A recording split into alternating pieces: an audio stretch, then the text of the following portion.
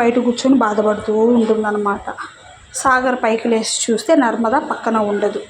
బయటికి వెళ్ళి చూస్తే నర్మద ఏదో చేతిలో పెట్టుకొని బాధపడుతూ ఉంటుంది. ఏంది నర్మద నిద్రపోకుండా వచ్చి ఎక్కడ కూర్చున్నావు అని చెప్పి సాగర్ అడిగితే తన చేతిలో ఉండే గిఫ్ట్ తీసి సాగర్కి ఇస్తుంది. ఏంటి నర్మద నా కోసమా అంటే, కాదు ఈ వాచ్ మా నాన్న కోసము, రేపు మా నాన్న బర్త్డే.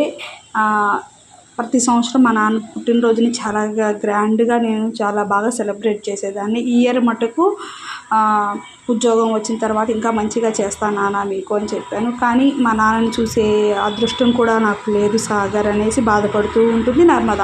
అంత లోపలికి సాగర్ ఉండేసి, నువ్వేం బాధపడకు నర్మద, రేపు మీ నాన్నగారింటికి నేను తీసుకెళ్తా. అక్కడికి వెళ్ళేసిన తర్వాత మీ నాన్నకు నువ్వు గిఫ్ట్ ఇద్దులే అంటే, వద్దు సాగర్ అక్కడికి వెళ్తే మా నాన్నని నాకు అవమానిస్తారు అంటే, పెద్దలు అంటే అంతే, అంటే ఒక మాట అంటే ఏమైపోతుంది, మనం వెళ్దామని వేసేసి నర్మద సాగర్ని తీసుకొని వెళ్తాడు. అక్కడికి వెళ్ళంగానే సాగర్ నర్మద వాళ్ళ నాన్నకి గిఫ్ట్ ఇస్తుంది నర్మద. అప్పుడు ఆ గిఫ్ట్ని ఇసిరి నేలకు కొట్టేసేసి, మీరు ముందు బయటికి వెళ్తారా వెళ్ళరా అని చెప్పేసి వాళ్ళ నాన్న ముందు బయటికి వెళ్ళండి మీ ఇద్దరు అని చెప్పేసి అంటూ ఉంటాడు. అంత లోపలికి నర్మద అయితే చాలా బాధపడుతుంది అనమాట. సారీ నాన్న నన్ను క్షమించండి అని అంటే, చేసిందంతా చేసేసి ఇప్పుడు వచ్చి క్షమించమని అడుగుతావా, ముందు బయటికి వెళ్తావా లేదా అనేసి నర్మదాని అంటాడు వాళ్ళ నాన్న.